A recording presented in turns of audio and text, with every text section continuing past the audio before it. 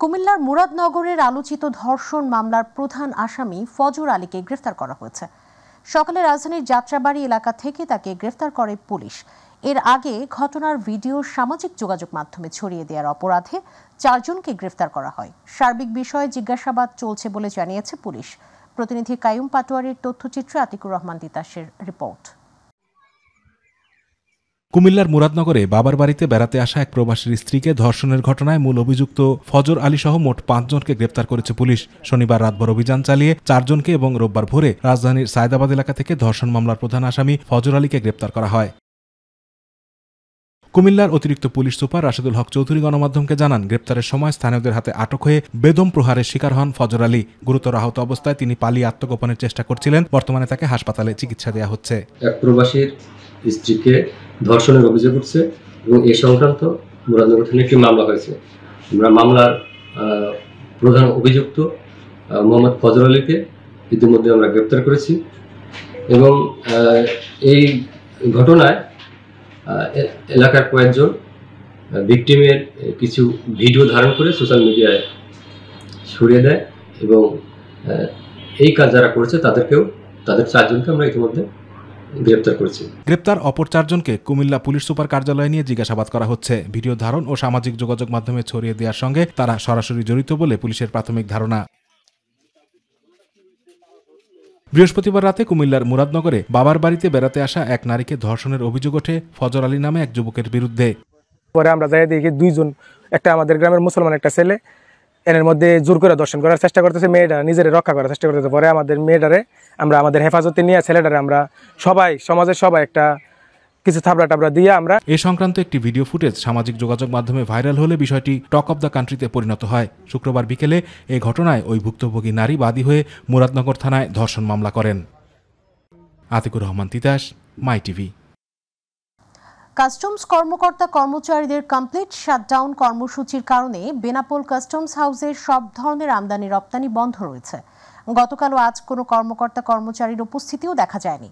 কাস্টমসে পণ্য শুল্কায়ন, পরীক্ষায়ন ও load unload বন্ধ রয়েছে। বৃহস্পতিবারের অনুমোদন করা 6 ট্রাক পণ্য সকালে আমদানি হলেও কোনো পণ্য রপ্তানি হয়নি। কেন্দ্রীয় কর্মসূচির অংশ হিসেবে কিছুদিন ধরে প্রতিদিন অর্ধদিবস কলম বিরতি চলছে বেনাপোল কাস্টমস হাউসে। গতকাল শনিবার থেকে কমপ্লিট শাটডাউন কর্মসূচি শুরু হয়, যার ফলে চরম ভোগান্তিতে পড়েছেন ব্যবসায়ীরা। বাড়ছে পণ্য জট, সেই সঙ্গে বন্দরের আমদানি রপ্তানি বাণিজ্যে পড়েছে বিরূপ প্রভাব।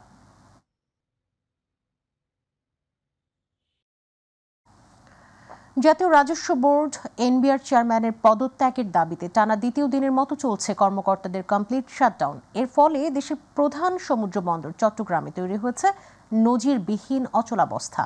চট্টগ্রাম কাস্টমস হাউসের আমদানি রপ্তানি পণ্যের শুল্কায়ন কার্যক্রম সম্পূর্ণ বন্ধ রয়েছে। বন্ধ রয়েছে 19টি ইনল্যান্ড কন্টেইনার ডিপো, আইসিডি থেকেও পণ্য পরিবহন। ফলে রপ্তানি কন্টেইনার ছাড়াই বন্দর ছাড়ছে জাহাজ। 120 টিইউ রপ্তানি কন্টেইনার ছাড়াই জাহাজ ছেড়েছে। 1000 টিইউর বেশি কন্টেইনার রয়ে যেতে পারে বন্দরের বাইরে। শিপিং এজেন্ট, সিএনএফ, কাস্টমস ও বন্দর সংশ্লিষ্ট সকল দপ্তরেই বিরাজ করছে স্থবিরতা। আজকে টোটালি বন্ধ। আজকে কোনো ইম্পোর্টও হচ্ছে না, ইম্পোর্ট ডেলিভারি হচ্ছে না, কিংবা এক্সপোর্ট শিপমেন্ট হচ্ছে না। তো এই অবস্থা আমরা চাচ্ছি এটা দ্রুত অবসান হোক, না হলে আমাদের যে ডেলি 4000 বা 3500, 4000, 5000 কন্টেইনার ডেলিভারি যাওয়ার কথা, সেগুলো কমপ্লিটলি বন্ধ থাকলে আমাদের কন্টেইনারগুলো জমতে থাকবে। এক পর্যায়ে আমাদের কন্টেইনার যদি ধারণ ক্ষমতার অতিরিক্ত হয়ে যায়, তাহলে আমাদের অপারেশন স্লো হয়ে যাবে। জাতীয় রাজস্ব বোর্ড এনবিআর চেয়ারম্যানের পদত্যাগের দাবিতে এনবিআর সংস্কার ঐক্য পরিষদের ডাকে দেশ জুড়ে শুল্ক ও কর কার্যালয়গুলোতে কমপ্লিট শাটডাউন কর্মসূচিতে কার্যত স্থবির হয়ে পড়েছে সাতক্ষীরা ভোমরা স্থলবন্দর। শনিবার থেকে এখন পর্যন্ত আমদানি রপ্তানি সহ সকল কার্যক্রম বন্ধ রয়েছে, তবে শুধুমাত্র যাত্রী সেবা চালু রয়েছে। এর ফলে বন্দর এলাকায় শূন্যতা বিরাজ করছে। বিপাকে পড়েছেন বন্দরে কাজ করে জীবিকা নির্বাহকারী শ্রমিক শ্রেণীর মানুষ। শ্রমিকরা জানিয়েছেন, এই শাটডাউন অব্যাহত থাকলে খালাসের অপেক্ষায় থাকা শত শত ট্রাক পণ্য নষ্ট হওয়ার আশঙ্কা রয়েছে। এতে মারাত্মক ক্ষতিগ্রস্ত হবে ভোমরা বন্দর সংশ্লিষ্ট ব্যবসায়ী ও শ্রমিকরা। তবে কবে থেকে এই কার্যক্রম চালু হবে এই বিষয়ে ভোমরা শুল্ক স্টেশনে গিয়েও কোনো কর্মকর্তার সন্ধান পাওয়া যায়নি।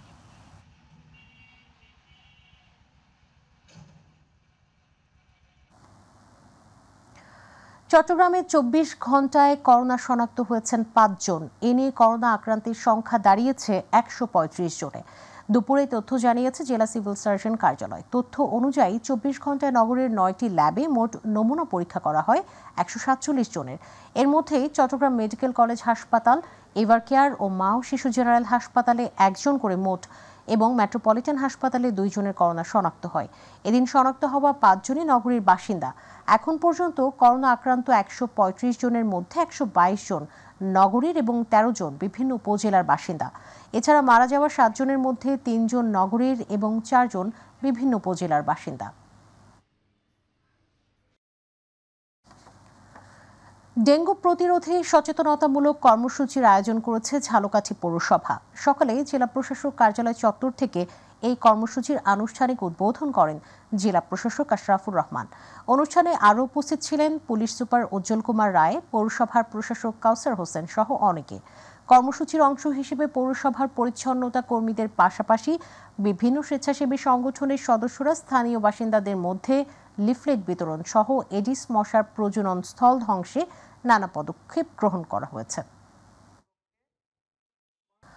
ফরিদপুরের সালথায় গ্রাম্য আধিপত্য বিস্তার নিয়ে গ্রামে ২ দলের ধাওয়া পাল্টা ধাওয়া ও সংঘর্ষে বাড়িঘর ভাঙচুর ও ৫ ব্যক্তি আহত হয়েছেন।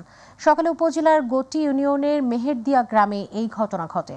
স্থানীয়রা জানান, গ্রাম্য দলপক্ষের প্রভাব বিস্তার নিয়ে শনিবার দিবাগত রাতে মেহেরদিয়া গ্রামের জিলু মোল্লাকে মারধর করে সালাউদ্দিন কাজীর সমর্থকরা। খবর পেয়ে বিনকদিয়া বাজারে নূর ইসলাম মুন্সির ছেলে মামুন ও রিপন সালাউদ্দিন কাজীর ভাই জালাল কাজী ও তার ছেলে শাহিন কাজীকে মারধর করে। এরই সূত্র ধরে সকালে নূর ইসলাম মুন্সির সমর্থকদের সাথে সালাউদ্দিন কাজীর সমর্থকদের মধ্যে ধাওয়া পাল্টা ধাওয়া ও সংঘর্ষের ঘটনা ঘটে। এ সময় ৫টি বসতঘর ভাঙচুর করে সংঘর্ষকারীরা।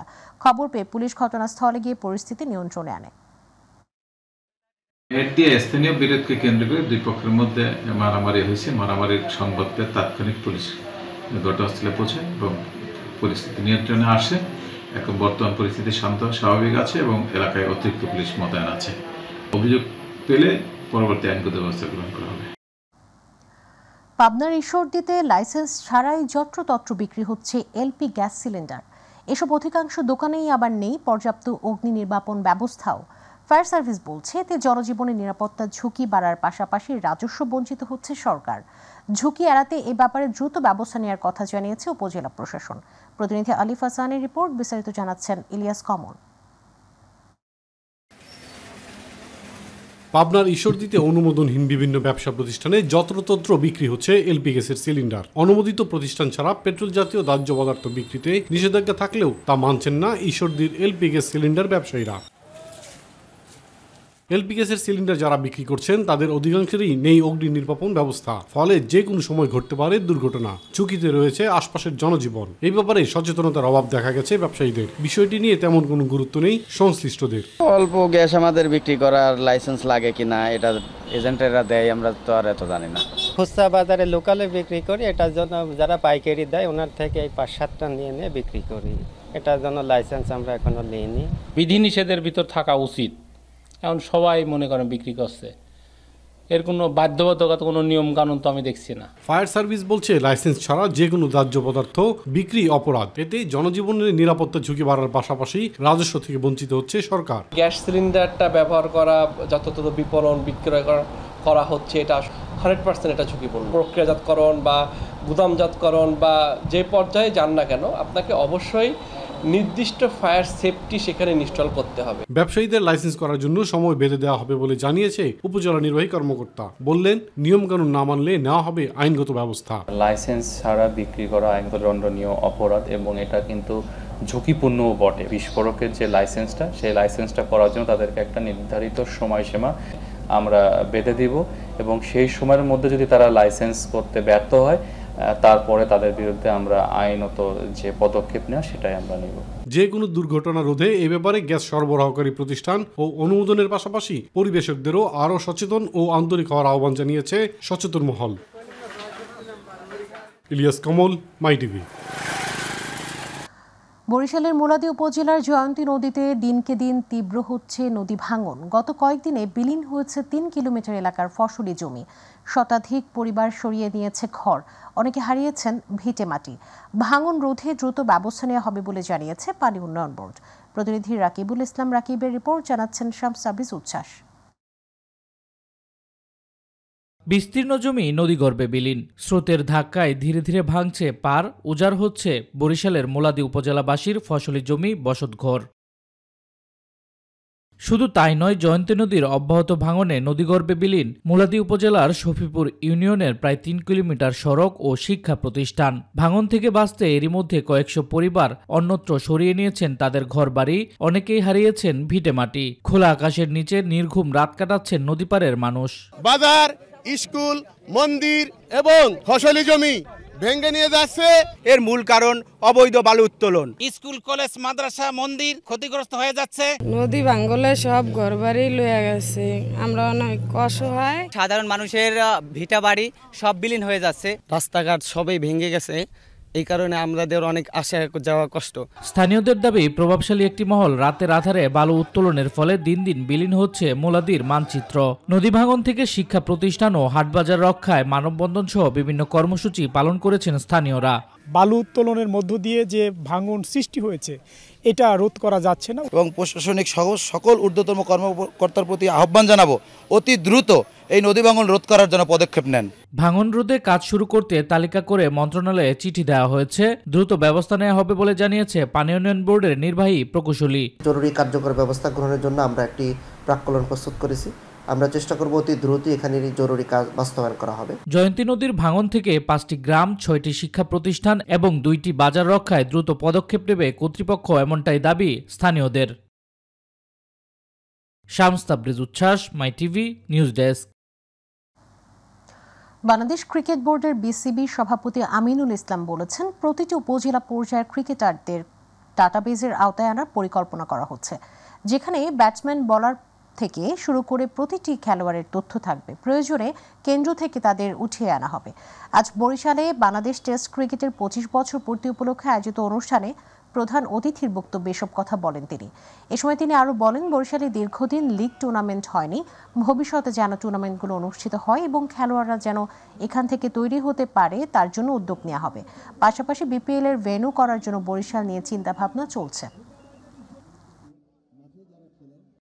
প্রত্যেকটা উপজেলাতে আমাদের বিসিবির যে জেলার ক্রিকেট কোচ আছে, একজন এখন আছে, ভবিষ্যতে হয়তো 2 জন হবে, কোনো একদিন 3 জন হবে। এই কোচরা উপজেলার প্রত্যেকটা ক্রিকেটারকে চিনবে, প্রত্যেকটা ক্রিকেটার ক্যারেক্টার চিনবে। এবার আমাদের কৃষি।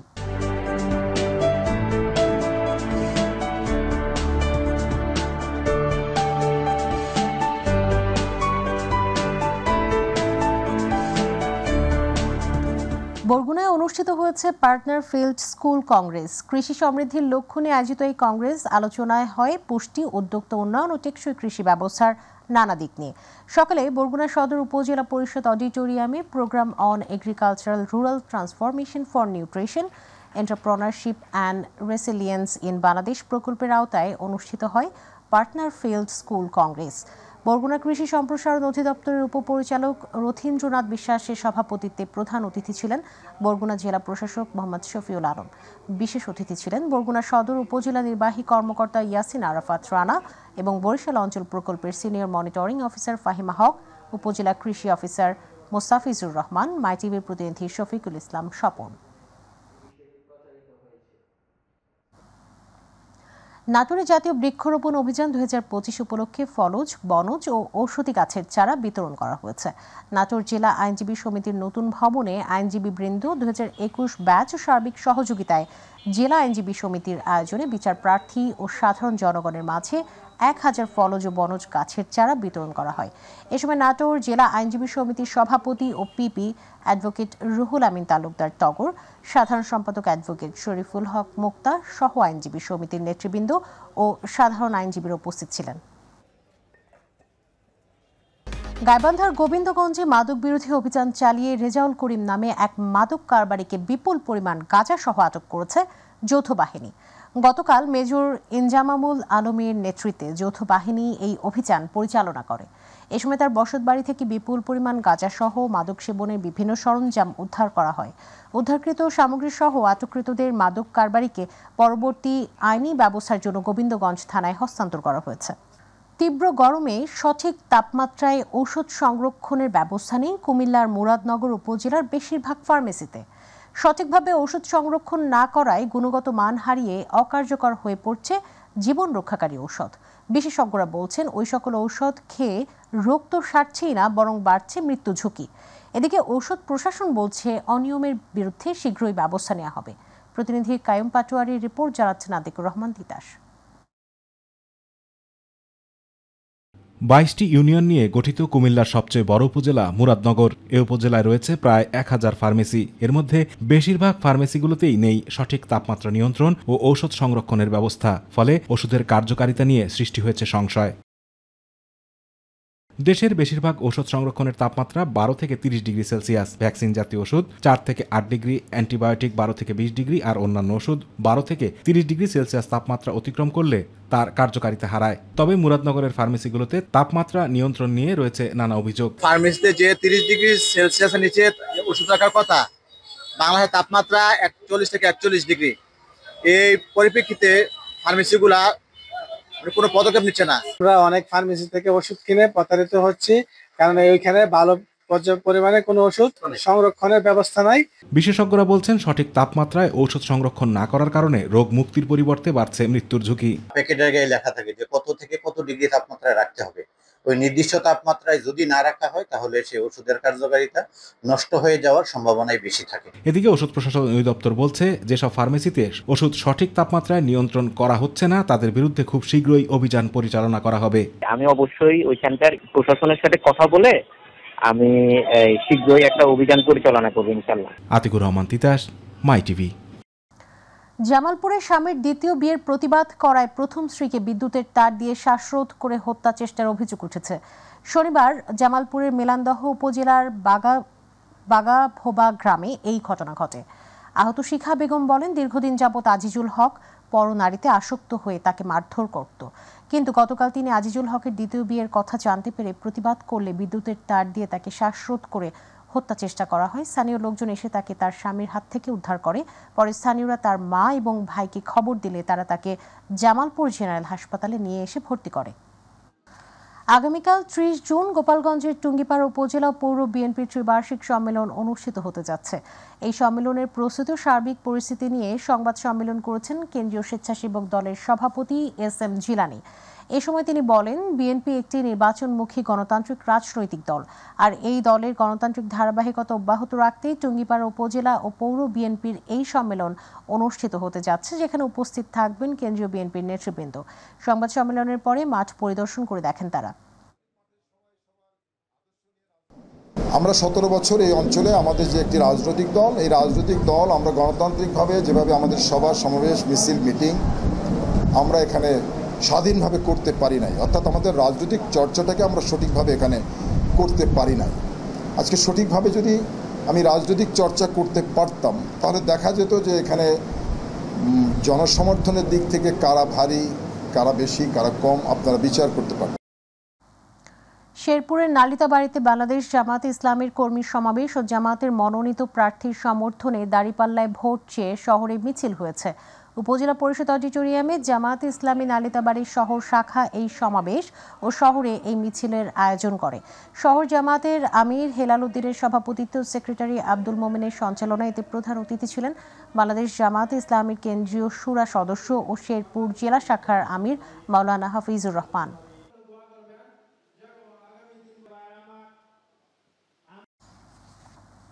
সিরাজগঞ্জের উল্লাপাড়ায় পূর্ণিমাগাতি ইউনিয়ন বিএনপির ওয়ার্ড সভা হয়েছে। শনিবার উপজেলার পূর্ণিমাগাতি ইউনিয়নের যুবদল, ছাত্রদল, স্বেচ্ছাসেবক দলের আয়োজনে ভেংড়ি বাজারে এই সভা অনুষ্ঠিত হয়।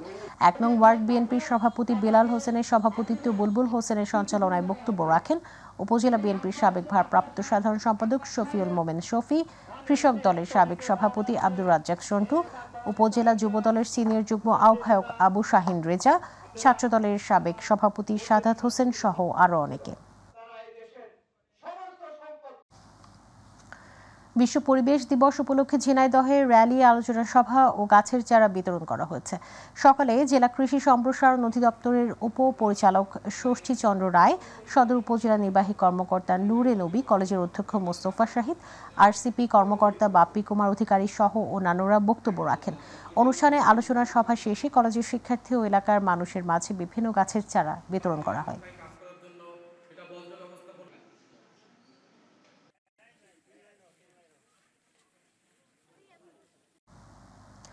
বিশ্ব পরিবেশ দিবস উদযাপন উপলক্ষে সাতক্ষীরায় আলোচনা সভা হয়েছে। সকালে সাতক্ষীরা পৌরসভা মিলনায়তনে ওয়াটার এইড বাংলাদেশ ও সুইস কন্ট্রাক্ট বাংলাদেশের যৌথ উদ্যোগে অনুষ্ঠিত আলোচনা সভায় প্রধান অতিথি ছিলেন পৌরসভার প্রধান নির্বাহী ইশতিয়াক আহমেদ।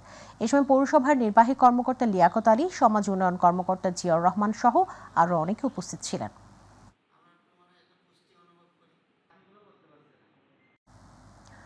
গাজীপুরের কালিয়াকৈরী উপজেলা আইনশৃঙ্খলা কমিটির মাসিক সভা অনুষ্ঠিত হয়েছে। সকালে উপজেলা পরিষদের সভা কক্ষে কালিয়াকৈরী উপজেলা নির্বাহী কর্মকর্তা কাউসার আহমেদের সভাপতিত্বে সভায় বক্তব্য রাখেন কালিয়াকৈর থানার ওসি অপারেশন জুবায়ের হোসেন, উপজেলা প্রকৌশলী আব্দুল বাসেদ, উপজেলা স্বাস্থ্য ও পরিবার পরিকল্পনা লুৎফুর রহমান, উপজেলা খাদ্য অধিদপ্তর ইন্সপেক্টর মিলন মিয়া সহ আরও অনেকে।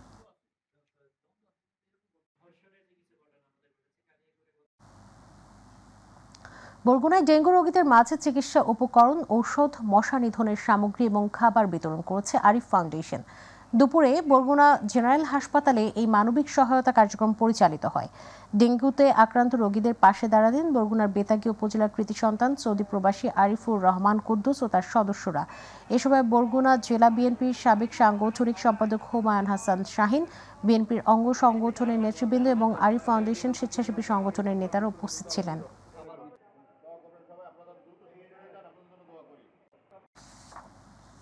রাষ্ট্র কাঠামো মেরামতের 31 দফা বাস্তবায়ন এবং জনমত সৃষ্টির লক্ষ্যে টাঙ্গাইলের নাগরপুরে গণসংযোগ ও লিফলেট বিতরণ করা হয়েছে। দুপুরে উপজেলার বিভিন্ন স্থানে জেলা বিএনপির সাবেক বিশেষ সম্পাদক শরীফউদ্দিন আরজুর নেতৃত্বে এই লিফলেট বিতরণ করা হয়। এ সময় উপজেলা বিএনপির সিনিয়র সহসভাপতি আহমেদ আলী রানা, সাবেক সাধারণ সম্পাদক সেলিম মিয়া, দপ্তর সম্পাদক সেলিম মিয়া সহ বিএনপি ও সহযোগী সংগঠনের নেতৃবৃন্দ উপস্থিত ছিলেন।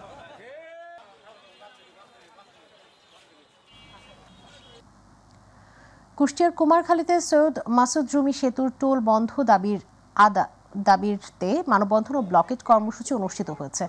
সকালে ছাত্র জনতা ও সর্বস্তরের জনগণের আয়োজনে সেতুর টোল প্লাজার সামনে এই কর্মসূচি অনুষ্ঠিত হয়। এ সময় প্রায় 2 ঘণ্টা কুষ্টিয়ার রাজবাড়ী আঞ্চলিক মহাসড়ক অবরুদ্ধ রাখা হয়। পরবর্তীতে কুমারখালী থানা পুলিশ ও সেনাবাহিনী যৌথভাবে পরিস্থিতি স্বাভাবিক করেন। এ সময় উপজেলা নির্বাহী কর্মকর্তা এস.এম. মিকাইল ইসলাম এবং সড়ক ও জনপদ বিভাগ কুষ্টিয়ার নির্বাহী প্রকৌশলী মঞ্জুরুল ইসলাম 2 দিনের মধ্যে ঊর্ধ্বতন কর্তৃপক্ষের সাথে যোগাযোগের মাধ্যমে সমস্যা সমাধানের সিদ্ধান্ত জানানোর আশ্বাস দেন। ঝিনাইদহের রেললাইন, মেডিকেল কলেজ ও বিশ্ববিদ্যালয় স্থাপনের দাবিতে মানববন্ধন কর্মসূচি পালিত হয়েছে। সকালে ঝিনাইদহ জেলা রেললাইন মেডিকেল কলেজ বাস্তবায়ন কমিটি এই কর্মসূচির আয়োজন করে। শহরের পায়রা চত্বরে অনুষ্ঠিত ঘণ্টাব্যাপী মানববন্ধনে শহরের বিভিন্ন রাজনৈতিক, সামাজিক ও স্বেচ্ছাসেবী সংগঠনের নেতৃবৃন্দ অংশ নেয়। মানববন্ধন চলাকালে বক্তৃতা করেন সংগঠনের সভাপতি সাবেক উপাধ্যক্ষ এন.এম. শাহজালাল, মানবাধিকার নেতা আমিনুর রহমান টুকু, জেলা বিএনপির সাংগঠনিক সম্পাদক সাজিদুর রহমান পাপ্পু সহ অন্যান্যরা। চট্টগ্রাম বন্দরে বিদেশিদের কাছে ইজারা না দেওয়ার সহ 4 দফা দাবিতে সাম্রাজ্যবাদ বিরোধী দেশপ্রেমিক জনগণ ব্যানারে রোড মার্চ করেছে দেশের বামপন্থী সংগঠনগুলো। গতকাল নগরীর বারেক বিল্ডিং মোড়ে এক সমাবেশের মধ্য দিয়ে শুরু হয় এই রোড মার্চ। সমাবেশে সভাপতিত্ব করেন সিপিবি চট্টগ্রাম জেলার সভাপতি অশোক সাহা এবং সঞ্চালনায় ছিলেন বাসদের জেলা ইনচার্জ আল কাদেরি জয়। বক্তব্য রাখেন বাসদের কেন্দ্রীয় সাধারণ সম্পাদক বজলুর রশিদ ফিরোজ, বিপ্লবী কমিউনিস্ট লীগের সাধারণ সম্পাদক ইকবাল কবির জাহেদ সহ অন্যান্য নেতৃবৃন্দ। ব্রাহ্মণবাড়িয়ার বিজয়নগরে বুধন্তি বিএনপির সাংগঠনিক সম্পাদক মুজাহিদ ইসলাম সোহেলের ছবি এডিটিং করে অপপ্রচারের প্রতিবাদে মানববন্ধন হয়েছে। সকালে ঢাকা সিলেট মহাসড়কের বুধন্তি এলাকায় মানববন্ধন করা হয়। মানববন্ধনে জেলা উপজেলা বিএনপির আহ্বায়ক কমিটির সদস্য মুন্সি আসাদুজ্জামান, উপজেলা স্বেচ্ছাসেবক দলের সদস্য সচিব হাবিবুর রহমান মনির, উপজেলা ছাত্রদলের সাবেক যুগ্ম আহ্বায়ক সাজ্জাদ হোসেন খোকন অংশ নেয়।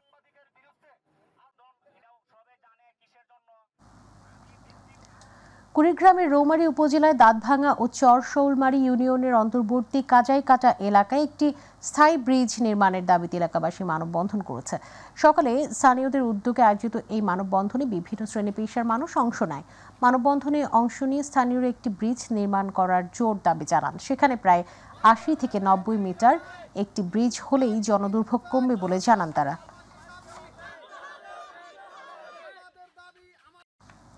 সন্ত্রাসী বাহিনীর অত্যাচারের বিরুদ্ধে মানববন্ধন করেছেন শরীয়তপুরের কুচাইপট্টি ইউনিয়নের কোলচুরি পাতারচর গ্রামের ভুক্তভোগী গ্রামবাসী। সকালে জেলা প্রশাসকের কার্যালয়ের সামনে ঘণ্টাব্যাপী মানববন্ধন ও জেলা প্রশাসক বরাবর স্মারকলিপি প্রদান করেন গ্রামবাসী। নির্যাতিত পরিবারগুলো জানায় এক প্রভাবশালীর অত্যাচারে অতিষ্ঠ কোলচুরি পাতারচর এলাকাবাসী। তারা মেঘনা নদীর থেকে রাতের অন্ধকারে অবৈধ বালু উত্তোলন ও নানা সন্ত্রাসী কর্মকাণ্ডে জড়িত। এদের বিরুদ্ধে আইনি পদক্ষেপ গ্রহণ করার দাবি জানান ভুক্তভোগীরা।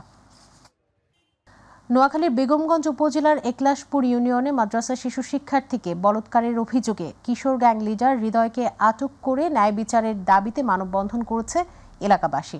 সকালে বেগমগঞ্জ উপজেলা ও মডেল থানার সম্মুখে একলাশপুর ইউনিয়নের শত শত নারী পুরুষ সহ বিভিন্ন শ্রেণী পেশার ব্যক্তিবর্গ মানববন্ধনে উপস্থিত ছিলেন।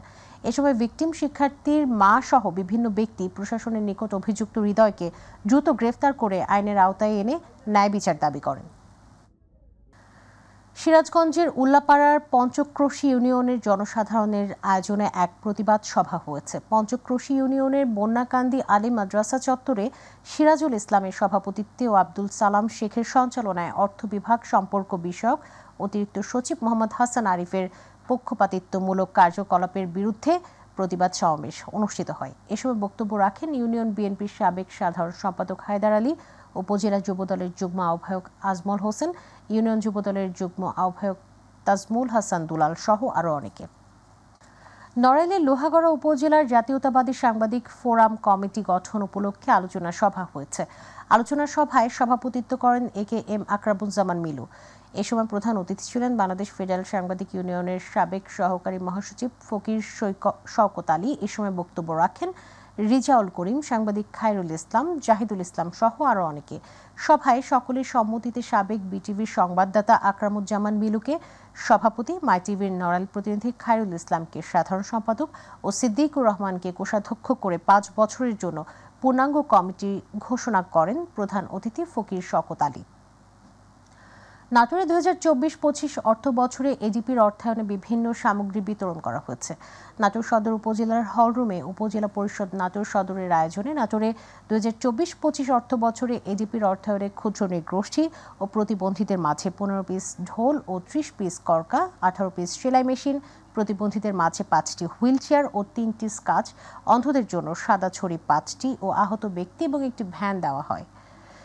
এবং পরিবার পরিকল্পনা অধিদপ্তরের 50 জন মাঠ কর্মীর মাঝে ছাতা, ব্যাগ ও ডায়াবেটিসের কিট বিতরণ করেন জেলা প্রশাসক আসমা শাহিন।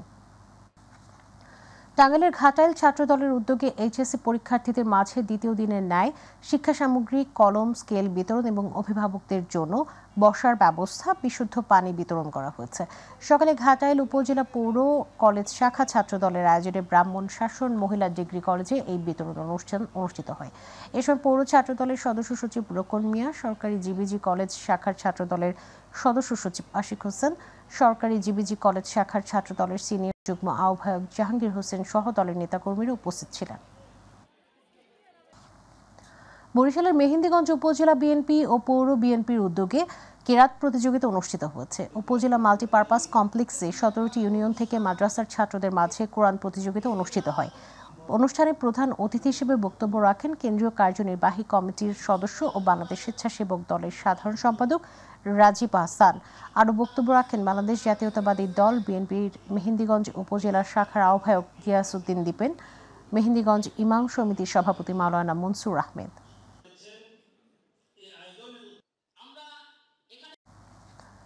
চট্টগ্রাম নগরের দেওয়ানজি পুকুর পাড়ের সৎসগ্ন আশ্রমে অনুষ্ঠিত হল শ্রী শ্রী ঠাকুর অনুকূল চন্দ্র সৎসগ্ন হিমায়তপুর পাবনা চট্টগ্রাম জেলা শাখার নবগঠিত 2025 থেকে 28 নির্বাহী পরিষদের পরিচিতি সভা ও সাংগঠনিক সম্মেলন। অনুষ্ঠানে সভাপতিত্ব করেন অন্তর্বর্তীকালীন পরিষদের সভাপতি বীর মুক্তিযোদ্ধা শ্রী অনিল কান্তি দে। পরিচালনা করেন সাধারণ সম্পাদক সুমন ঘোষ বাদশা। সভায় উপস্থিত থেকে গুরুত্বপূর্ণ বক্তব্য রাখেন সৎসঙ্গের কেন্দ্রীয় সাধারণ সম্পাদক তাপস চন্দ্র বর্মন, ঋত্বিক পরিষদের সচিব নিদোরেন সহ অন্যান্য নেতৃবৃন্দ।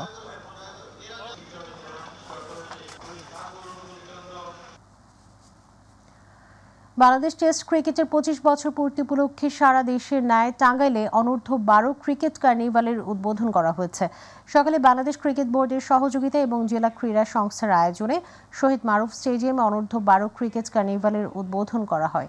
জেলা ক্রীড়া অফিসার রফিকুল ইসলামের সভাপতিত্বে প্রধান অতিথি থেকে খেলার উদ্বোধন করেন অতিরিক্ত জেলা প্রশাসক আব্দুল্লাহ আল মামুন। এ সময় জেলার senior cricketer Shahanur Islam Khan, Harunur Rashid, cricket coach Islam Khan সহ আরো অনেকে উপস্থিত ছিলেন।